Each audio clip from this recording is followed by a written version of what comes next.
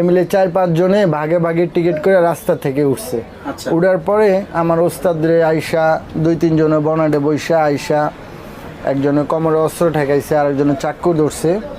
ধরার পরে ওস্তাদরে বলছে যে স্ট্যান্ডিংয়েতে ওঠার জন্য। তো ওস্তাদ অনেক সাবাসী, ওনার নাম বেল্লাল।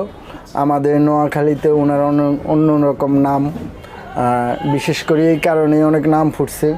তো ডাকাতদেরকে বলছে যে আমার মাইরা পালা, কিন্তু তোরা একজনও বাঁচবি না।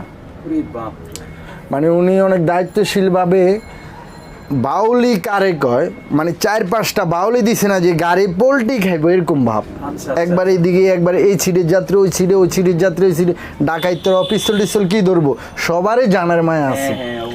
মানে বাধ্যগত হয়ে তারা ড্রাইভারের কাছে রিকোয়েস্ট করতে হয়েছে যে বড় ভাই আমাদেরকে এক জায়গায় ব্রেক করে নামাই দেন, আমরা আপনার কাছে সরি আছি।